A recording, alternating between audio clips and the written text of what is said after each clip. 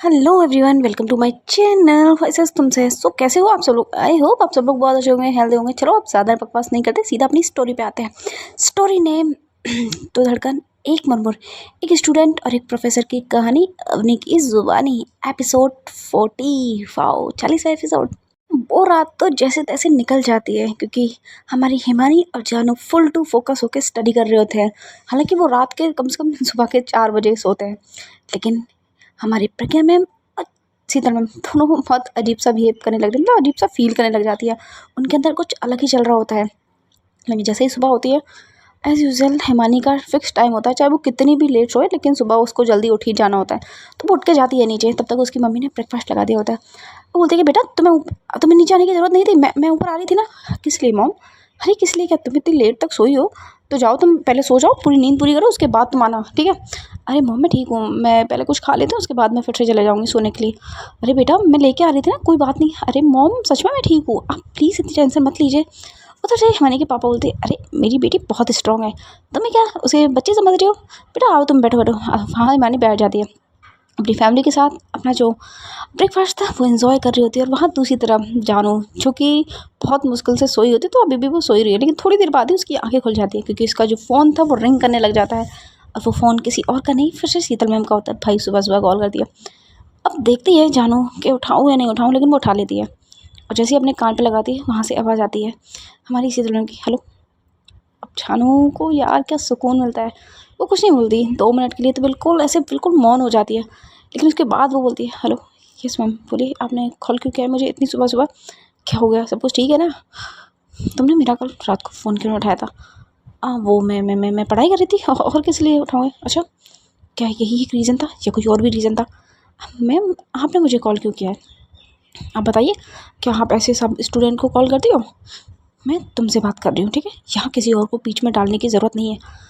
नहीं मैं नहीं डाल रही हूँ, वो एक्चुअल में क्या है ना, आप स्ट्रेट हो और आप मुझे कॉल कर रहे हो, तो फिर आपको पता मैं कुछ भी सोच सकती हूँ, मैं तो जानू हूँ। हाँ, हो गया तुम्हारा ये बकवास, फिर से चालू। नहीं नहीं आप बताइए, मुझे तुमसे बस इतना पूछा है कि कल रात को तुमने मेरा फ़ोन पिक क्यों नहीं किया था? क्योंकि मेरा मूड नहीं था बात करने का, इसलिए नहीं पिक किया था। दैट्स ऑल, इजी वर्ड में। अच्छा ठीक है, यही बोल के कॉल कट कर देती हैं हमारी शीतल मैम। उनको गुस्सा आ गई होती है एक्चुअल में कि भाई इतना मतलब बोल दिया सीधा कि मन नहीं था बात करने का, इसलिए कॉल कट कर दिया। शीतल मैम सोचती है ये मतलब खुद को समझती क्या है, मतलब कुछ ज़्यादा ही नहीं समझती है। पहले जब मेरे पीछे पड़ी रहती थी और अब इग्नोर कर रही है मुझे, हद नहीं हो रही है इसकी। वहाँ से शीतल मैम कॉल कर देती है हमारी प्रज्ञा मैम को। उनको बोलते हैं कि यार आज संडे है तो शॉपिंग के लिए जाना है, चलोगे क्या? प्रज्ञा मैम बोलते अरे मुझे एक्चुअली बहुत सारे काम है, अरे 2 मिनट का काम है, प्लीज़ चलो ना। हाँ ठीक है, मैं भी आ रहा हूँ, बस थोड़ी देर में गाड़ी लेके। वहाँ से आती हैं प्रज्ञा मैम, आई मीन जो शीतल थी वो थोड़ी देर में पहुँच जाती है प्रज्ञा मैम के पास में। तब तक प्रज्ञा मैम भी बहुत अच्छे से रेडी हो गई होती है। और थोड़ी देर बाद प्रज्ञा मैम कमरे से बाहर निकलती है अपने। वहाँ शीतल मैम बोलती है कि कब से इंतज़ार कर रही हूँ, आइए जल्दी। गाड़ी में बैठती हैं और पास में ही एक छोटा सा मॉल था, वहाँ जाती हैं। तो शीतल मैम पूछती है कि आपको कुछ लेना है क्या? लेकिन प्रज्ञा मैम मना करती, नहीं मुझे नहीं लेना, आपको जो लेना आप ले लीजिए। नहीं अगर कुछ लेना हो तो। अरे नहीं बस मुझे नहीं लेना। बस खड़ी होती हैं शीतल मैम के साथ में, कुछ बातें कर रही होती हैं। अब शीतल मैम भी कुछ बता रही होती है कि कल कुछ हुआ था क्या? नहीं क्या मतलब क्या हुआ था? नहीं एक्चुअली मैंने सुना है कि वो जानू है ना, जानू। यस जानू, क्या करना है उसका? वो ठीक नहीं है आई थिंक। मैं सोच रही थी कि उसके एग्ज़ाम भी है कल से, और आई थिंक उसका मतलब बिहेवियर थोड़ा अलग हो रहा है। और मुझे लग रहा है कि इन बच्चों का मतलब एग्ज़ाम पे फोकस ना पड़े। एक्चुअल में आपने कहा था कि जानू बहुत ज़्यादा इंटेलिजेंट है। हाँ है वो इंटेलिजेंट, उसके नंबर भी काफ़ी अच्छे आए थे, और वो भी इतनी जल्दी उसने इतना अच्छा कैच कर लिया। तो मैं सोच रही थी कि आप चलोगे क्या मेरे साथ? कहाँ चलना है? मुझे बस 2 मिनट जानू से बात करनी है। अरे तो जानू से बात करनी है तो आप चले जाइए। नहीं वो मुझे थोड़ा मतलब अजीब लग रहा है, आप प्लीज़ चलिए ना। वहाँ से अब सोचती हैं प्रज्ञा मैम कि चलो नहीं चलो, लेकिन वो सोचती है कि स्टूडेंट का सवाल है, तो बोलते ठीक है फिर चलना है। घर आपने देखा है? हाँ मैंने देखा है घर। वहाँ से जाती है, दोनों की दोनों बैठ के थोड़ी शॉपिंग करने के बाद जो सामान था उसे अपने रख देते हैं गाड़ी में और निकल जाती है जानू के घर की तरफ। उस टाइम तक टाइम हो रहा था 11 बजे।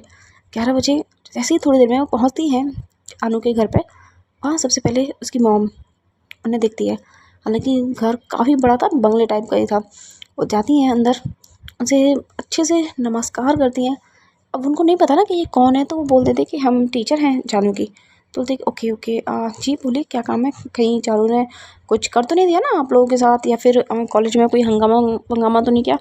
माफ़ करना, हमारी बेटी कुछ ऐसी है, आई थिंक वो दिमाग से थोड़ी पैदल है, ऐसा जानू की मॉम बोलती है। यार प्रज्ञा और शीतल दोनों शौक होती है कि भाई मैंने नहीं देखा कभी कि कोई माँ अपने बच्चे के बारे में ऐसा बोल रही है, क्योंकि हर माँ अपने बच्चे की तारीफ़ ही करती है, चाहे सिचुएशन कैसी भी हो। लेकिन एक ये माँ है जो बुराई कर रही है अपने बच्चे की। लेकिन तभी शीतल मैम बोलते हैं नहीं नहीं ऐसी कोई बात नहीं है, वो एक्चुअल में क्या है, एग्ज़ाम है कल बच्चों के, तो हम हर बच्चे के घर जा रहे हैं, उनसे पर्सनली बात करें, उनको कोई प्रॉब्लम वगैरह तो नहीं है। ओह अच्छा ऐसी बात है कि हाँ हाँ जी आइए आइए, बस बैठते हैं थोड़ा। अब शीतल मैम बोलती है कि वो आप बुला दीजिए जानू को, थोड़ी बात कर लेते हैं। जानू वो बुलाती है, किसी भेज दिया किसी नौकर को कि जाओ जानू को बुला के लेके आओ और बोल देना कि मम्मा बुला रही है। लेकिन जानू मम्मी के कहने से आ जाए, ऐसा तो हो नहीं सकता ना। वहाँ से प्रज्ञा मैम भी सोचती है कि ऐसा कीजिए आप ही चले जाइए, वो नहीं आ रही है तो। अब शीतल मैम को थोड़ा अजीब तो लगता है, लेकिन वो चली जाती है और प्रज्ञा मैम वहीं बैठी होती है, उनकी मम्मी से बात कर रही होती है, थोड़ी इधर उधर की बातें ही चल रही होती है, नॉर्मल पूछ रही होती हैं और बताओ क्या चल रहा है, बच्चे अच्छे से पढ़ाई तो कर रहे हैं ना, जानू कुछ मस्ती वस्ती तो नहीं करती है ना। लेकिन प्रज्ञा मैम जो भी बोलती हैं जानू के बारे में सब कुछ एक्यूरेट अच्छा होता है। और शीतल मैम धीरे धीरे जाती हैं जानू के कमरे में। हाँ उसने अंदर से डोर नॉक नहीं किया था, वो बस अपने बेड पे थोड़ा फ़ोन स्क्रॉल कर रही थी। और जैसे ही शीतल मैम जाती है उसको फ़ोन स्क्रॉल करते हुए, तो पीछे अपने हाथों को फोल्ड कर लेती है, बोलती है कि अच्छा मुझसे कहा जा रहा था कि पढ़ाई हो रही है और यहाँ फ़ोन यूज़ किया जा रहा है। अब जानू लगता है कि यार ये शीतल मैम की आवाज़ कहाँ से आ रही है, क्या क्या सोच रहे हो, पीछे मुड़ के देखो। जैसे ही जानू पीछे मुड़ के देखती है बोलती वो शीतल मैम आप यहाँ क्या कर रहे हो? मैं यहाँ क्या कर रही हूँ, सीरियसली मैं यहाँ क्या कर रही हूँ? तुम्हारी हरकतें मुझे यहाँ खींच के लाई हैं। मैंने क्या किया है? वो तुमने क्या किया है? तुम्हें पता भी है तुमने क्या किया है? एक तो कल मेरा फ़ोन नहीं पिक किया, ऊपर से मुझे इग्नोर कर रही हो। अरे भाई मैंने आपको कोई इग्नोर नहीं किया, ठीक है आप स्ट्रेट हो, आप आपका बॉयफ्रेंड गया, आप नया बंदा पटा रही हो, तो फिर मैंने सोचा मैं क्यों आपके मैटर में इंटरफेयर करूँ, जीने देती हूँ आपको आपकी लाइफ, इसलिए मैंने सोच लिया था ये। अच्छा तुम डिसाइड करोगी कि मैं कोई बंदा पटा रही हूँ या नहीं? हाँ तुम डिसाइड करोगी। अब वो पहली बात तो तुम इस टोन में मुझसे बात मत किया, और ये क्या होती है ये बंदी बंदा, सीरियसली इंसान है हम, नॉर्मल नाम से भी बोल सकते हो ना। अरे मैम मतलब सीरियसली जिस इंसान को मैं जानती नहीं उसको मैं नाम लेके बोलूँ, अच्छा नहीं है ना, वो टीचर है हमारे। वाह सीरियसली, अब मैं कौन लगती हूँ तुम्हारी? आप तो शीतल मैम हो। हाँ तो फिर मेरा नाम क्यों ले रही हो? आप अच्छी वाली मैम हो, उन सर को मैं नहीं जानती। वैसे अच्छे लग रहे थे, वैसे आप दोनों काफ़ी सुंदर लग रहे थे, तो बस मैंने सोचा फिर क्या फ़ायदा बीच में आके, इसलिए मैंने बैक ऑफ कर लिया। वाओ तुम आजकल के बच्चे भी ना खुद ही कुछ ना कुछ सोच लेते हो। मैं इसलिए आई हूँ तुम्हारे पास, शांति से पढ़ाई करो ठीक है। ये जो गंदगी तुमने अपने दिमाग में भर ली है ना मेरे खिलाफ, आपके खिलाफ गंदगी मैंने कब भरी थी? यही कि मेरा और उन सर के साथ कुछ चल, अब मैंने कब बोला? आप ही ने कहा था आप डेट पे जा रही हो, मैंने कब बोला था कुछ भी? अच्छा ठीक है मैंने बोला था मान लिया, लेकिन मैंने गुस्से में बोला था। ओह इसका मतलब आप डेट पे नहीं गई थी? मैं गई थी डेट पे। तो चाहते क्या हो आप यहाँ क्या करने आई हो बताइए? एक्चुअली में हम हर स्टूडेंट के पास जा रहे हैं, ठीक है, हर के एग्ज़ाम से पहले हम सबके पास जाते हैं और उनसे पर्सनली बात करते हैं। प्रज्ञा मैम भी नीचे आई हुई। अच्छा अब हमें लगता है जानू को कि हाँ सच में शायद ये हर स्टूडेंट के पास जाते होंगे। तभी बोलते वो मैम एक्चुअली मैं पढ़ाई कर रही थी, बस थोड़ा बहुत मेरा सर दर्द होने लगा तो इसलिए मैं थोड़ा फ़ोन स्क्रॉल करने लगी। अच्छा फ़ोन से तो और भी ज़्यादा सर दर्द होता है? तुम मतलब तुम डॉक्टर पहले से ही हो क्या, जो पहले से भविष्यवाणी कर लेती हो कि नहीं इस चीज़ से सर में दर्द नहीं होगा, इस चीज़ से सर में दर्द होगा? सीरियसली? अरे मैम आप इतनी गर्म क्यों हो रही? आइए आइए बैठिए थोड़ा। नहीं बैठना है मुझे, जाना है, बस तुम्हें देखने आई थी। अरे क्या क्या क्या क्या क्या? मेरे कहने का मतलब है as a teacher, as a student को देखने आई थी, समझ आया? हाँ ठीक है ठीक है। वैसे आप बहुत खूबसूरत लग रहे हो, क्या बात है, मतलब क्या बोलूँ, आपने तो मेरा मन खुश कर दिया, मेरी सुबह की शुरुआत एकदम मस्त मलंग कर दी। क्या है तुम, मतलब अजीब तरीके से बात करती हो, जब देखो एक फ्लर्ट तरीके से बात करती हो, तुम कोई इंसान मतलब इंसान नहीं हो क्या? मतलब मेरा मतलब है तुम कोई लड़का नहीं हो जो लड़कों की तरह फ्लर्ट करती हो। क्या बात कर रही हो, आजकल लड़के नहीं लड़कियाँ लड़कों से ज़्यादा फ्लर्ट करती हैं। आप अभी इस ज़माने से बिलोंग करती नहीं हो ना, बिकॉज वी आर जेंजीज, आप मिलेनियर हो, आपको क्या ही पता। हो गया तुम्हारा ये सब अपनी बकवास, जाके डेस्क पे बैठो अपनी पढ़ाई करो। अरे मैं पढ़ लूँगी, मतलब कुछ भी, आप तो ऐसा लग रहा है इतनी दूर से पढ़ाने के लिए आई हो मुझे। अभी प्रज्ञा मैम का कॉल आता है कि काफ़ी देर हो गई है, प्लीज़ चलिए, जितना भी समझा दिया है अच्छी बात है, अब ज़्यादा नहीं। तभी वहाँ से किसी से बोलती है कि हाँ मैं अभी आ रही हूँ। शीतल मैम वहाँ से निकलने वाली होती है, लेकिन पीछे से आ जाती है दोबारा जानू। आगे शीतल मैम के गेट के पास खड़ी होती है कि नहीं नहीं नहीं नहीं नहीं, आप आई अपनी मर्जी से हो, लेकिन जाओगे जानू की मर्जी से। क्या मतलब? हटो गेट के सामने से। नहीं हटूंगी, कुछ दे के जाना पड़ेगा। क्या? हाँ, कुछ दे के जाना पड़ेगा। क्या दे के जाना है, जरा मुझे एक्सप्लेन करना। थोड़ी पप्पियाँ शप्पियाँ मिल जाती तो देखो, आपको देख के मेरा दिन की शुरुआत तो अच्छी हो गई है, लेकिन अगर पप्पियाँ मिल जाएंगी तो मेरी स्टडी की शुरुआत भी अच्छी हो ही जाएगी। शांति से पढ़ाई करो अपनी, ठीक है? ये बकवास मेरे सामने मत करो।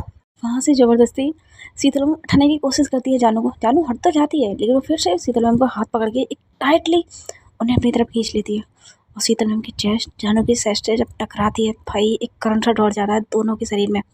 जानू तो अपनी आंखें बंद कर लेती है, क्योंकि वो फील करती है उस टच को। वहाँ शीतल मैम अपनी शौक भरी नज़रों से देख रही होती है जानू को, और एकदम से झटके से पीछे क्या कर रही हो तुम? हाँ हाँ, क्या फील हुआ था? वाह, मतलब ऐसा तो मुझे पहली बार हुआ है आपके साथ। तभी तो मैं बोलती हूँ कुछ तो करंट है आपके अंदर, एकदम बिल्ली हो बिल्ली। मुझे लगता है कि मैंने यहाँ के गलती करी। वहाँ से निकल जाती है गुस्से में शीतल मैम। जो किया होता है हिमानी ने। अब हिमानी बोलती है वाह यार, मतलब मुझे पहले पता होता कि मेरे ऐसे गुस्सा करने से शीतल मैम मेरे इतने करीब आ जाएंगे तो मैं पहले ना कर लेती। अरे जानो यार, पर अब जो भी है, हाय कितना मज़ा आया ना, क्या अजीब सा फील हुआ था। काश मुझे ये फील रोज़ रोज़ मिल सके। मिलेगा मिलेगा, ज़रूर मिलेगा। आज इन्होंने आके ये साबित कर दिया कि कुछ तो चक्कर है बाबा। शीतल मैम वहाँ से निकल जाती है अब प्रज्ञा मैम को लेके। प्रज्ञा मैम पूछते हैं क्या हुआ, सब ठीक है ना? ठीक है ना? हाँ वो ठीक है, एक्चुअल में हम बस मुझे कुछ बात करनी थी, वो जो हो गई। ओके, कोई प्रॉब्लम तो नहीं है? नहीं नहीं, कोई प्रॉब्लम नहीं है। लेकिन शीतल मैम पूछती है हमारी प्रज्ञा मैम को, वो आपको हिमानी से मिलना है क्या? क्या? अरे मेरा मतलब, अब जानू के घर गए हैं तो मैं सोच रही थी कि हिमानी के घर भी चलते हैं क्या? अब तो ऐसे कह रहे होगे फिर सारे स्टूडेंट के घर ही हमें जाना पड़ेगा। अरे नहीं नहीं, बस हिमानी के घर। ठीक है, चल लेते हैं। वहाँ से वही एक और चल देते हैं ये दोनों हिमानी के घर जाने के लिए। लेकिन हिमानी तो अपने कमरे में जा चुकी होती है पढ़ाई करने के लिए। वहाँ सिर्फ हिमानी के पेरेंट्स बैठे होते हैं। जैसे वो लोग पहुँचते हैं, नॉक नॉक करते हैं, तो वो लोग आ जाता है गेट खोलने के लिए। देखते हैं कि हिमानी को, हिमानी की मॉम बहुत अच्छे से जानती है प्रज्ञा को। तो बोलते हैं कि नमस्ते मैम। थे नमस्ते नमस्ते, वो हम बस हिमानी से मिलने आए थे, वो कल से एग्ज़ाम स्टार्ट है ना। हाँ हाँ, वो बच्ची तो पढ़ाई कर रही है ऊपर। अच्छा, तभी प्रज्ञा बोलते हैं चलना यार यहाँ से। अरे आइए तो थोड़ा मिल लो। शीतल मैम लेके जाते कि अरे नमस्ते जी, तो आप, अरे मैं भी टीचर ही हूँ, मैं आपकी बेटी को सेकंड ईयर में पढ़ाऊँगी, ये फर्स्ट ईयर में पढ़ाती हैं, और फाइनल ईयर में हम दोनों पढ़ाएंगे। ओह अच्छा, नमस्ते नमस्ते। वो एक्चुअली क्या है ना, मैं इनको जानती हूँ, आपको नहीं पहचाना, कोई बात नहीं। आप ऐसा कीजिए प्रज्ञा मैम, आप जाके समझा के आइए ना हिमानी को, कुछ कोई प्रॉब्लम वगैरह रहे तो, बाकी मैं बात करती हूँ इनसे।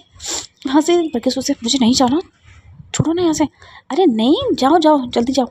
हाँ से ज़बरदस्ती भेज देती है हमारी शीतल मैम प्रज्ञा मैम को। और थोड़ी देर बाद ही जैसे जाती है प्रज्ञा मैम हिमानी के कमरे में।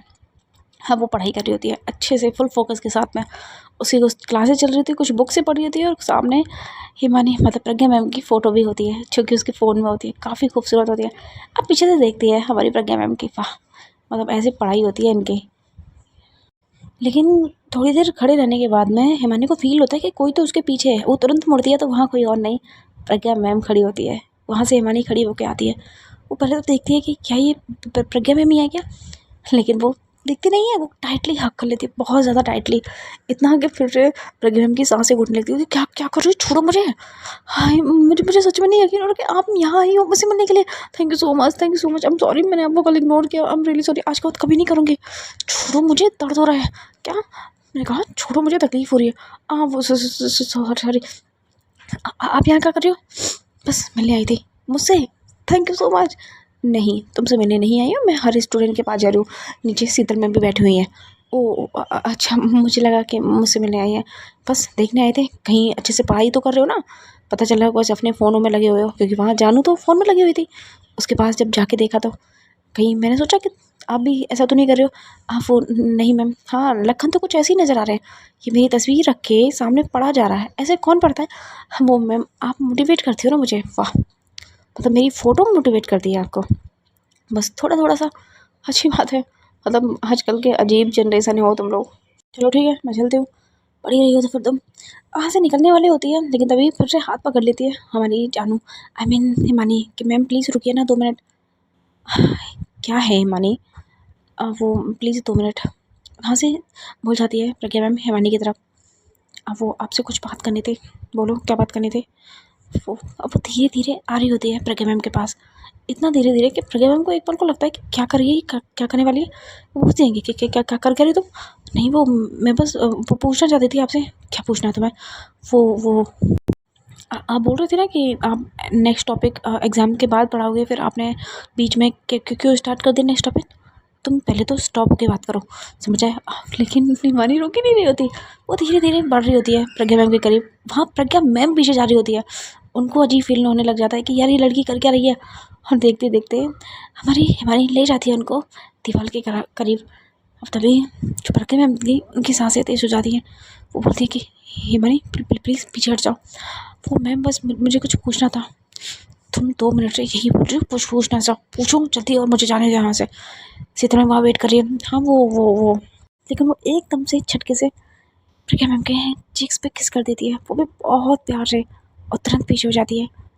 तभी बोलते हैं आई मिस यू, यही बोलकर पीछे जाती है। वहाँ प्रज्ञा मैम शॉक कि ये क्या हुआ, ये क्या किया इसने। प्रज्ञा मैम तुम्हारा दिमाग खराब है, ये क्या क्या कर गए हो। अब वो नहीं मैंने कुछ भी नहीं किया, आपको गलतफहमी, आप सपने देख रही हो। तुम्हें तो मैं बहुत में देखती हूँ, यही बोल के वो निकल जाती हैं। उसके कमरे से बाहर जाते हैं। शीतल मैम अभी भी बात कर रही होती है हिमानी के पेरेंट्स से, और हिमानी के पेरेंट्स को सच में वो भी बहुत अच्छी लगी थी, क्योंकि उनका मिजाज ही कुछ अलग ही था ना। बोलते कि अरे वैसे ये आपने बताया नहीं कि आपने क्या खा के पैदा किया अपनी बच्ची को, काफ़ी इंटेलिजेंट है, ऐसा शीतल मैम बोलती है।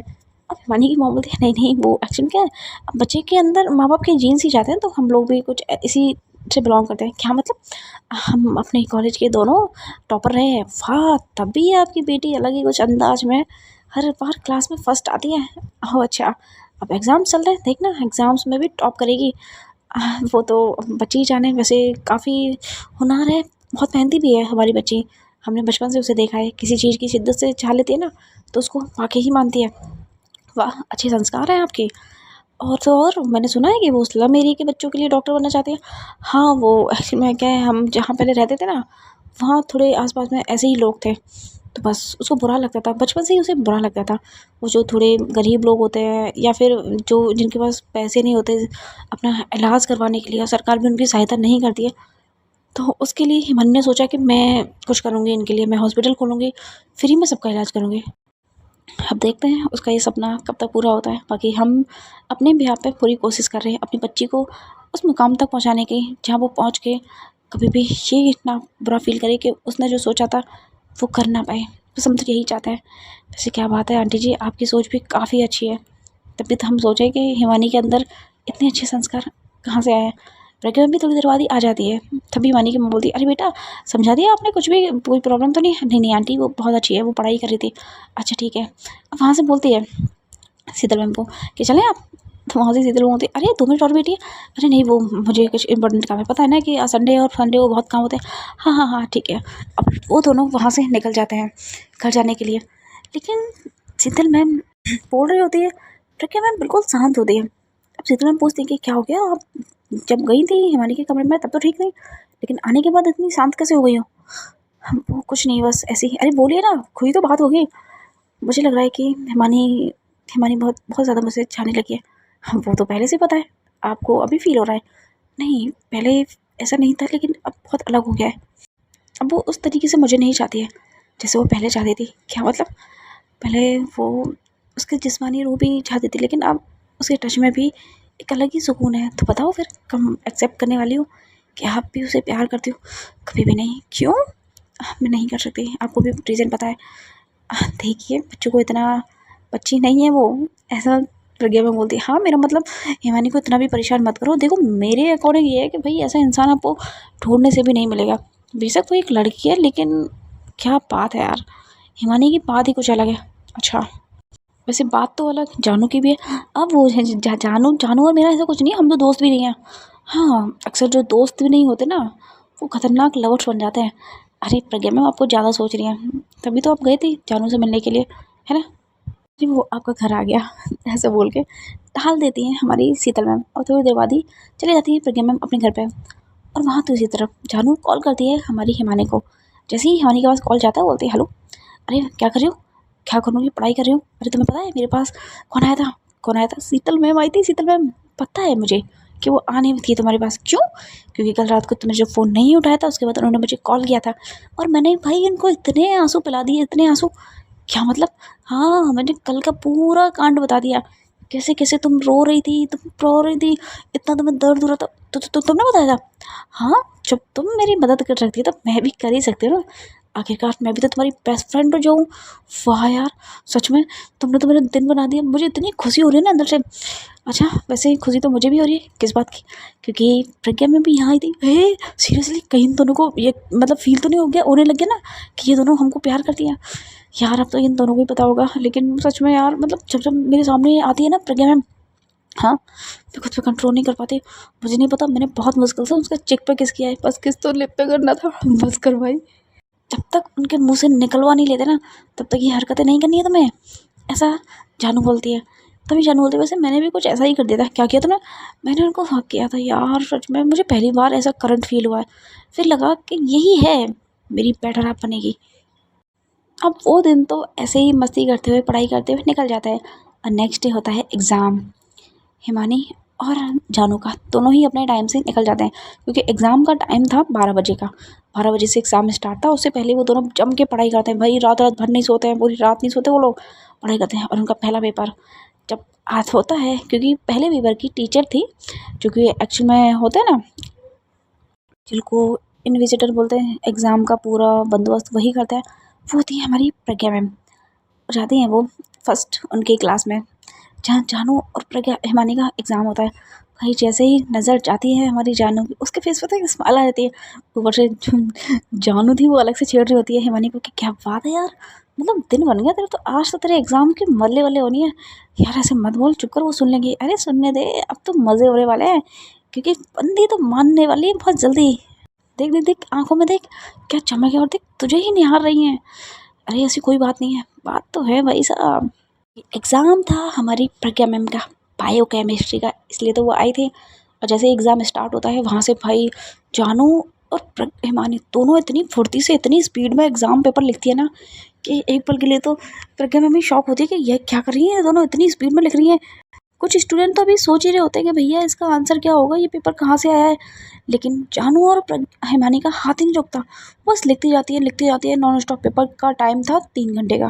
पेपर सब कुछ उसी में से आया होता है जितना हाफ सेमेस्टर में प्रज्ञा मैम ने पढ़ाया होता है, एक्यूरेट। और इवन जो कुछ टाइम पहले टेस्ट लिया होता है ना, 2 क्वेश्चन तो उसी में से आ जाते हैं। ये देखने के बाद तो जानू और प्रज्ञा के फेस पे जो खतरनाक स्माइल आती है कि वाह यार मज़े आ गए, एग्ज़ाम पेपर में वही आ गया जो हमने एग्ज़ाम टेस्ट में दिया था। ये दोनों तो ये पेपर दे रहे होते हैं। थोड़ी देर के लिए वहाँ से प्रज्ञा मैम जाती है निकल के, क्योंकि बाहर शीतल मैम वेट कर रही होती हैं। वो ऐसे ही किसी और एग्ज़ाम से रिलेटेड बात करती है क्योंकि एग्ज़ाम सिर्फ फर्स्ट ईयर के नहीं थे, सेकंड ईयर और फाइनल ईयर के भी थे। तो अलग से शीतल मैम की भी जो ड्यूटी थी वो उनके क्लास में लगी हुई थी। लेकिन उसी वक्त, हालांकि फ़ोन्स वगैरह एग्ज़ाम के टाइम पे रखवा देते हैं, लेकिन शीतल मैम ने फ़ोन अपने पास रखा हुआ था, उसका कोई रीज़न था इस वजह से। लेकिन उसी वक्त में शीतल मैम के फ़ोन पे आता है एक अननोन नंबर से कॉल। वो सोचती है कि यार ये किसका फ़ोन है, पर वो उठा लेती है। वहीं उसी टाइम पे प्रज्ञा मैम भी खड़ी होती हैं और वो किसी और का फ़ोन नहीं, वो होता है अनुज का। बोलता है कि हेलो बेबी, क्या कर रही हो? वहीं बहुत ज़ोर से गुस्सा आती है शीतल मैम को। मैंने तुम्हें 1000 बार बोला है कि मुझे कॉल मत किया करो, तुम्हें शर्म नहीं आती क्या? नहीं आती बेबी, बिल्कुल नहीं आती शर्म तो। और कैसे आएगी, क्योंकि अब जो तुम्हें आने वाला है ना वो तो मैं भी नहीं बोल रोक सकता। क्या कहना चाहते हो? जो तुम गुल खिला रही हो ना? क्या? हाँ हाँ, जो तुमने, यानी कि तुम्हारी दोस्त प्रज्ञा ने अपनी स्टूडेंट के साथ मिलके जो गुल खिलाए थे ना, कुची कुची, पूछी पूछी, किस्सी किस्सी, वो पता चल गई है रॉकी को। और हाँ, रॉकी की रिहाई हो चुकी है। तो अब बच के रहना, क्योंकि किसी भी टाइम पे रॉकी नाम का बम तुम लोगों के ऊपर, स्पेशली हमारी प्रज्ञा मैम के ऊपर फूटने वाला है। उसके बाद जो होगा सो होगा। मुझे तो बहुत मज़े आने वाले हैं। और तुमने मुझे रिजेक्ट किया है ना, तुम खुद मेरे पास आओगी भीख मांगते हुए कि प्लीज़ अपने दोस्त को समझाओ मेरी फ्रेंड को छोड़ दे। और मैं पता है उस टाइम पे क्या करूँगा? मैं बोलूँगा सारे कपड़े उतारो अपने और आ जाओ मेरी बाहों में। वाह क्या मज़े आने वाले ना मुझे तो तुम्हारे साथ वो सब कुछ करने में। वैसे भी बहुत दिन हो गए तुम्हारे साथ कुछ भी नहीं किया। भाई ये सुनने के बाद तो शीतल मैम को इतनी गुस्सा आती है ना, वो उल्टा सुनाने की कोशिश करती है, लेकिन अभी वो क्लास में मतलब होती हैं यहाँ कॉलेज में, तो वो नहीं बोल सकती थी, वो सुन के कॉल कट कर देती है। अब शीतल मैम के फेस पे वो जो एक सीरियस वाला हो जाता है एक्सप्रेशन, वो देख के प्रज्ञा मैम पूछती है कि क्या हो गया। हाँ बात कुछ सीरियस है मैम। क्या?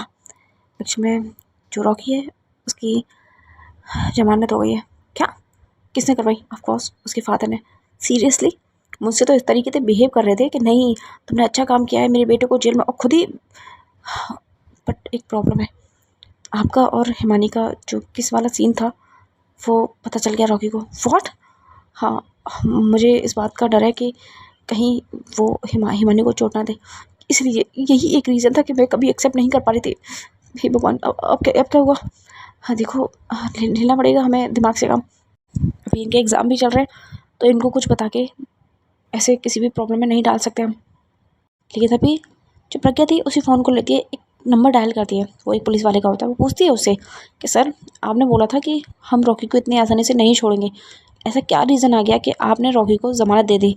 वहाँ से वो पुलिस वाला बोलता है कि मैम हम कुछ नहीं कर सकते, कोर्ट से ऑर्डर लेके आए थे ये लोग, और हाँ ज़मानत इसको परमानेंट नहीं मिली है, सिर्फ कुछ दिन की मिली है। इसके पास सिर्फ 10 दिन है। 10 दिन? एग्ज़ाम ख़त्म होने में 3 दिन होते हैं, 3 दिन में एग्ज़ाम इनके ख़त्म हो गए और 10 दिन इनके पास है, मतलब वो 10 दिन में बहुत कुछ कर सकता है। तभी प्रज्ञा मैम बोलती है कि देखो सर, सीधी सी बात है, जिस टाइम पे इसने मेरी स्टूडेंट को हार्म किया था उसकी कंडीशन अभी भी ठीक नहीं हुई और ये फिर से उसे हार्म कर सकता है।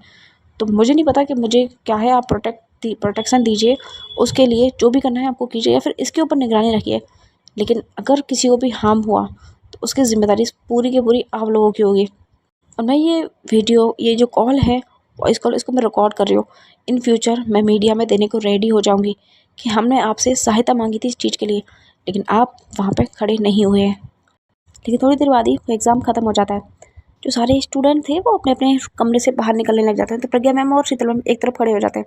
लेकिन तभी देख लेती है हमारी जानू शीतल मैम को, वो भाग के आती है कि अरे गुड इवनिंग मैम, कैसे हो आप? हो गया तुम्हारा? मैं ठीक हूँ। अरे वाह, मतलब हो गया मेरा। कल तो मेरे घर आ गए थे और आज जब मैं खुद बात करने आ रही हूँ तो आप इतनी अजीब तरीके से मुझसे बिहेव कर रहे हो, ऐसी क्या हो गया? क्या गुस्ताखी कर दी हमने, बताइए तो सही कुछ। कुछ बस गुस्ताखी नहीं है, नेक्स्ट एग्जाम तुम्हारा कल है, जाके पढ़ाई करो।